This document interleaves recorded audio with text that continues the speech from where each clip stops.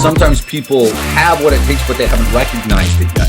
Just go, welcome, ladies and gentlemen, boys and girls, children. How do you stand out? So what you need to do is be that person that's different and is bigger than you think. Andrew David. Rise from the ashes and fly like the phoenixes that you are. And today we're talking about content. So before I dive in and we start looking at profile pages and business manager and everything else, whenever you guys start something, whenever you're trying to learn, these calls are a perfect example. Get comfortable with a little bit of overwhelm. Get comfortable being a little confused. Get comfortable whenever you're trying to learn something new. Understand that overwhelm is part of that process. Don't try and retain everything. 20%, 30%, 40, 60, some type of retention like that is much better than not trying at all. And you're further along. And every time that you add a little bit to that, the further along that you get. Now, you've heard over and over all sorts of different things, hearing and listening and versus doing and then training. Guys, listen and learn and apply, right?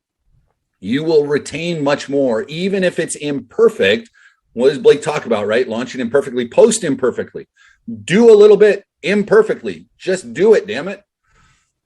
That's the best thing that you can do for your business, right? It's not as complicated as we make it out to be. It's just going to be a little complicated at the beginning because it's brand new. It's just like anything else. If I were to go in and try and do what any of you do, any one of you, I'd struggle. There's a couple of you that that have done things where I've got a little bit of a background, so I might not fall flat on my face, but I'd trip a few times. I'd look like an idiot, and that's okay.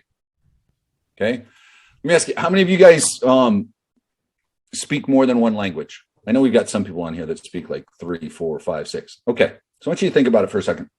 When you were learning a second, a third, a fourth language, how many of you guys were just, and we might have somebody that's just a linguist on here that's just amazing, but most of us stumble along, right? And we sound like an idiot half the time.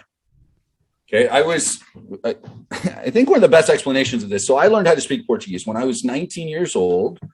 I was a member of the LDS church, and so I decided to go serve as a missionary in Brazil.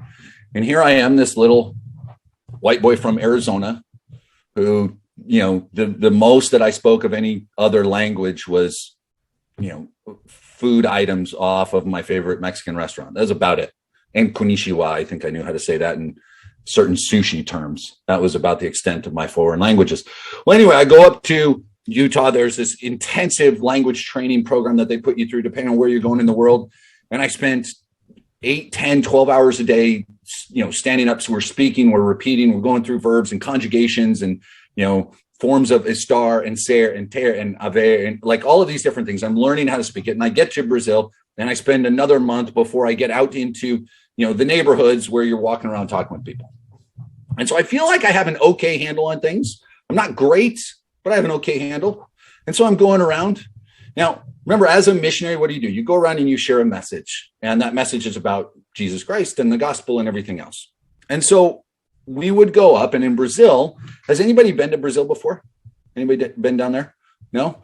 Okay, so in Brazil, when you go up to, there's a lot of when you're going to homes, there are apartments or different areas with apartments. So I was in a neighborhood just outside of Rio de Janeiro, and I was in this neighborhood. And when you go around, instead of walking up to the door and knocking on the door, they have like big walls around their homes that like wall off their plots of land. And so you go to the front gate, which is, a door, a portão, a big door, and you clap, right? So instead of knocking, occasionally there'd be a doorbell, but you'd clap. So you go ahead and we're clapping, they would say, you're knocking doors, we're clapping doors. And so there was one time we go and, I'm a 19-year-old kid with another 20-year-old kid, and we're going around sharing the message. And so one lady comes to the door. And so it's my turn to try and do the introduction. And I'm green as can be, like fresh, brand new.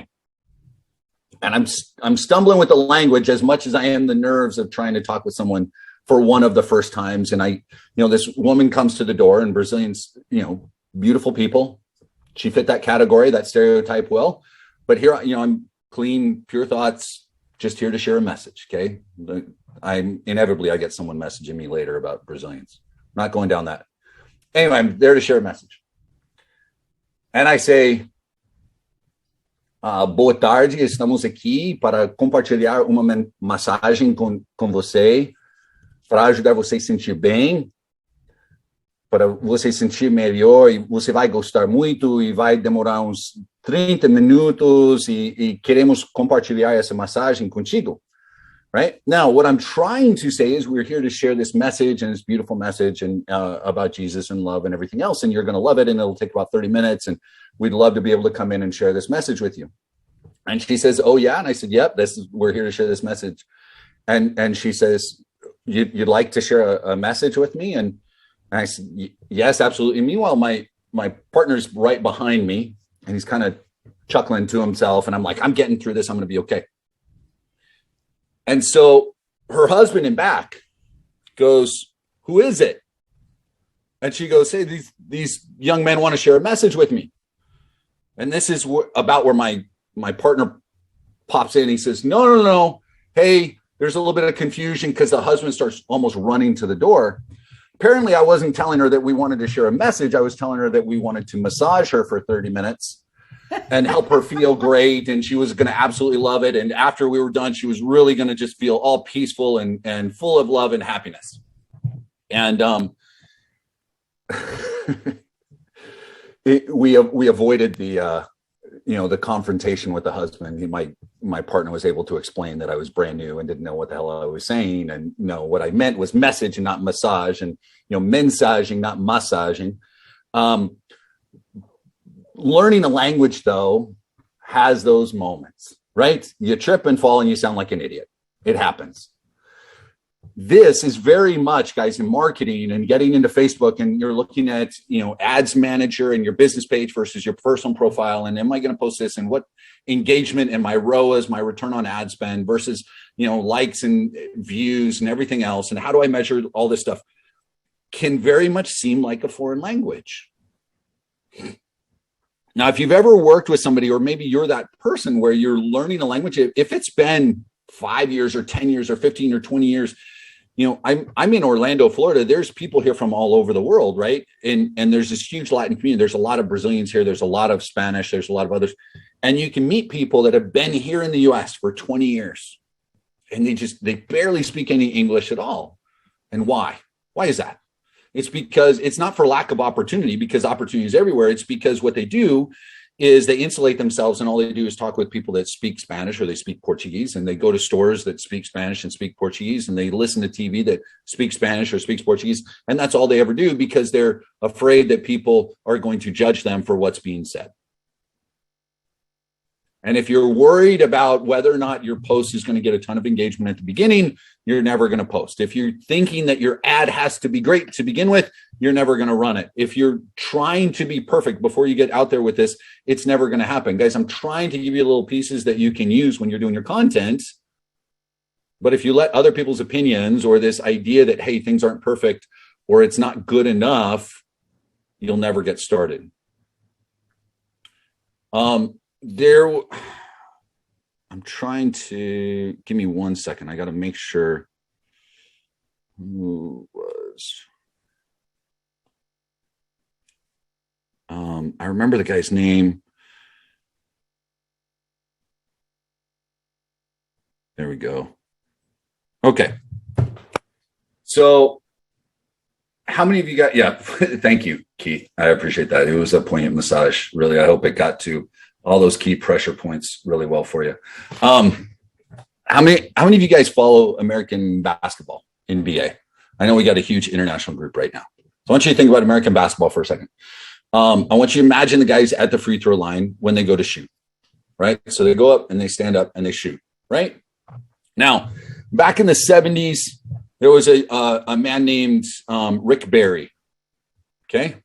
So Rick Barry, who was honored as one of the 75 greatest players of all time. They just did this in the NBA All-Star game recently. Rick Barry was this player who was super famous because for a number of different things. Like, he was a great player, but one thing that he was really famous for was as a free throw shooter, he would go up to the free throw line and he would shoot, they call it granny style, underhanded, right? He would get the ball and he'd go down between his knees and he'd throw it up like that, right? Has anybody ever seen someone shoot a basketball like that?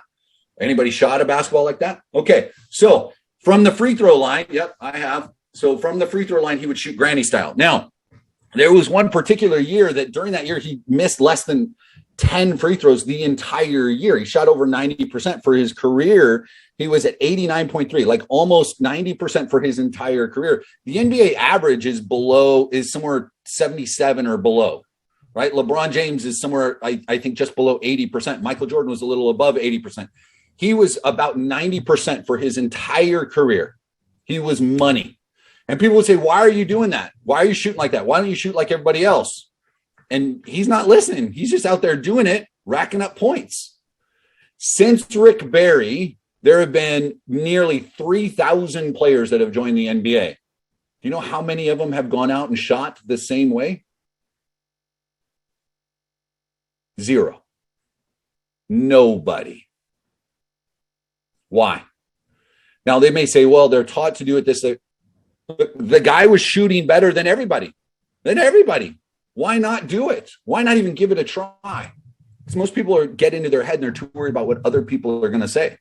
Some of you guys worried about branding. Should I put myself out or should I try to say something? Just do it. Yeah, it's not socially acceptable. It's not what everybody else is doing. Guys, get over it. Just be willing to do it. Okay? So now that I'll hop off my soapbox, questions that here, let me kind of dive into some of the training that we had. Again, size of social media. Look, 4.62 billion people are on social media. You guys can see my screen, right? Thumbs up. Yes. Hallelujah. Amen. Awesome. Okay. I've had a couple people recently kind of throw again this idea of, well, I don't think people in my niche are on social media. Guys, they are. They absolutely are. Right? And they're in groups congregating. You might not see them simply because you haven't gotten into those groups yet, but they're there. You just need to find them. Okay. So we talked about different types of posts, asking for captions and quotes, different types of quotes, looking at fill in the blanks. We looked at memes, how to ask questions. We went through all sorts of different stuff here. Okay. Different things that Facebook looks at. When Facebook looks at data, it does look at age, gender, location, interests, life events, network. Like, there's all of these different things that you can use when you're utilizing Facebook and the ads manager. Now, you don't necessarily have to get into the ads, but you can. So we've talked a little bit about evergreen content, putting videos up, making, freshness isn't just Google. Google loves things that are fresh, but Facebook wants you to consistently post as well. The more consistent that you post, the more frequently Facebook's going to say, hey, I want to put this in front of people, but it doesn't just happen overnight. You've got to consistently do it, right? So this is, my page. I'm posting. And look, most of my business, guys, I have built through joint ventures, right? And I've talked about this before. Most of my business I built through joint ventures. And most of the business that I do, I've done through partnerships, because I proactively go out and build those relationships. So my organic growth is slow, I'll admit. So I'm turning up the content. That's part of why I'm doing this challenge right now. I'm going to be posting on a consistent basis. If you want to follow along my business pages, my personal, that's fine. Be careful. And if you're doing that with other members of the audience, or our program, that's great too. But remember, the more you do like that, the more you end up seeing only those members in your feed. So please interact with people in your niche as much or more than you interact with other members of the program. Okay. Everybody gets that part, right? That Facebook will do that. So make sure that you're interacting with people that are specifically in your niche. Now, here's kind of what happens though. I've got, when you start posting and it's simple stuff, and I'm just being real, I haven't had much engagement on stuff recently. So, there's only a handful of likes and comments here. You just kind of starting this back up, which is fine. I've got my business page that I'm kind of doing the same things, right? I'm going to show you ads here in a second. But here's what happens though, as well, when part of what you do is going out after relationships. This right here, I'm not going to, just these last couple. So 5 out of these last here, and I don't want to show names because I don't want people just reaching out yet, but one's going to be a guest on here he's a marketing and branding whiz, and he's done amazing things. So one of them is going to be there. One of them, if you could kind of tell that in that post in that message, there was a link. So I just got done signing for a joint venture where I'm going to promote something that they've got. They're going to promote my partner program and web services as well, right? Just got done signing the agreement, working out our percentages, how much he gets, how much I get. So I've got access now to his list. He's going to have access to the people that I'm connected with. One is for an invite to come speak. Now, I haven't been doing that for a while, and it's going to be a small group. It'll probably be a couple dozen people. But I'm going to come in. I'm going to speak about marketing. I'm going to give them the link to my partner program. I'm going to send them through that funnel. And then at the end of that, there's an offer for, web services and other things. I know I'll walk out, and they're here in Orlando.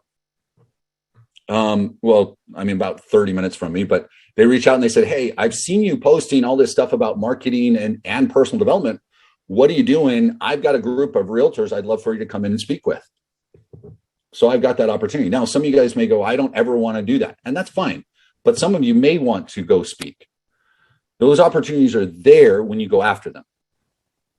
Okay. And that's kind of the point I'm making. It doesn't have to be, if they say, hey, I've got this group of people I'd love for you to come in and speak. You may just say, hey, I don't do public speaking engagements, but I'd love to hop on a call with you, or I'd love to send you a link to show you what I've got. Or, maybe you reach out to someone else and you partner up in order to let them do the live training. I mean, there's all sorts of different ways that you can go. Just be creative with it, guys.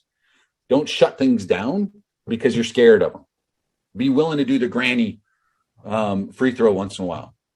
Be willing to go knock on the doors, even if you're going to stumble a little bit with the language. And if you get into an opportunity that you can take advantage of, and then you go, shit, what I get myself into, reach out. Andrew, I just got this booking engagement where they want me on this webinar. I don't know what the heck to do. I'm going to throw this out right now, and really just for the people that are live on the call or that message me privately, but and I'm going to limit this, so I'm not going to do this unlimited. But if you book a webinar with, or someone says, hey, come do a live Zoom training for my group or whatever, and say, yeah, absolutely. Say, me and my partner would be happy to come on and talk. Reach out to me, I'll join you. Okay? I'm going to throw that out there. Now, I know there'd be 2 of you that might take advantage of it. But that opportunity, like if you really think about it there's a chance for you to get in front of a group of people. I'll find a way to make you a part of that conversation. We'll talk ahead of time, and it may be an opening to an avenue that you'd never really imagined. Okay. Well, that sounds great. All you got to do is do the work. All you got to do is ask people. Right. I've talked to you guys before about, like when I got Steve on here, when I got Gay Hendricks on, someone said, man, how did you get Gay Hendricks? I asked him. Right. The JV that I just got done signing, like, guys, it's going to open up. It's going to allow me to connect with a network of individuals that I'm after. It's going to, put an amazing product. It's going to get my products in front of a group of people that I wouldn't have had access to. But it starts with just basic content. That's how the speaking, the other stuff, that's how it is. Right. So, Swata, would it be better to create a different Facebook account specifically designed for my niche? I would not create a different personal account, create a business page. Right. And does everybody understand the difference between the business page and the personal? And we've gone over that a few times, but everybody should be good there. Right. Easiest way to see business page versus personal is coming to, when you're here, right? The second post is always, always, always, the second post is always an ad when you're on Facebook, whether you're on your desktop or your computer. So here's the first one. What? No. Third one. Oh my God. They changed it. At least right now. Third one, second or third. I just got done saying always like 6 times and they must have heard me. So the third one there. So I can go to market or hire. I can come here and I can come down and I can add a business page. Okay, that's one way of doing it. The other way is being inside the partner program and I can come to the ads manager. I click here. It's going to bring me to this page. I can go to the ads manager or I can create a page. And this will help me build out a Facebook page. I'm not going to build one out right now. I've got about a dozen that I manage. But that's it, guys. Name it. This would be your niche. You're going to modify the banner here, build this all out, right? So you've got a page that you set up. Okay. Control Digital, Andrew, Addiction Treatment, Medical Fitness. So these are ones that I help run, right? So you do that and get going, right? So yeah, it's on the third one right now. All right. Let me see here. Let me pull up this. I talked about how I was going to run a post, an ad for engagement. And I'm showing you the difference between, because again, I'm re-engaging my social media because I've been building these relationships, and you can do both at the same time. I've just been lazy about it. So that's why I'm doing more content right now. So there's, 1,800 likes on that one, and there's 66 likes on that, right? So those 1,800 likes, it's getting me in front of some other people. My followers have gone up a bit. I've gained on that particular account. I've gained, a few dozen followers over the last day. So, but I'm paying for that. You can do that slowly. I'm just trying to show you how you can do it, build engagement a little quicker if you want to spend a couple of bucks. That I think it'll be 24 hours in a little bit. I'll have spent, $4 on that. I think is what $4 or $5 what I spent my 24-hour spend on. So it's not like you have to spend a ton of money on it. I'm going to give you guys these slides, and I am going to have a guest on a little bit later on this week talking about content and branding and marketing. Okay. Does anybody have any questions like top of mind right now? Again, the challenge is to post daily, at least on your pages. Okay. If you're wondering where to find ideas, go into the partner program. Obviously, you guys with Accelerate, you have the Traffic Explosion Masterclass. There's other ideas there, but utilize the underneath the bonus engagement templates at section 9 under Facebook training. There's ideas there that you can download. There's others that are inside the order bump, post ideas. So you can do that. Okay. Camila, I'm going to put the Google Drive link inside the Skype group. I'll put it there so you can access it there. All right. Nobody have any? Swata, go ahead. Quick question. I have a quick question. I came with the idea to post something, and I just wanted to ask whether it's a stupid idea. So every morning I read 10 pages from the book.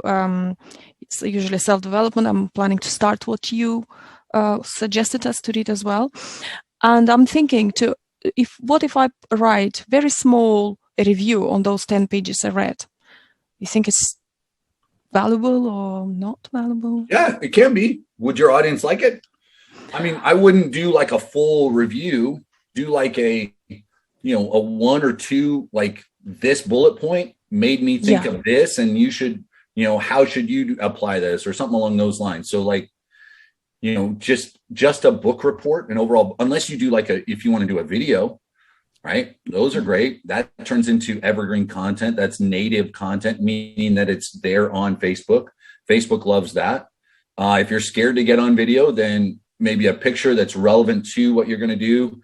Reading this book, man, this stood out. Here's a thought that I had. What's some great thing you've learned from your favorite book recently? I mean, something along those lines to engage. So it depends on who your audience is, right? Yeah. So it's just about like self-development, but I thought like 10 pages every day, not too hard, but implement them quite hard. It always is hard, right? Because you're changing. So yeah, any book.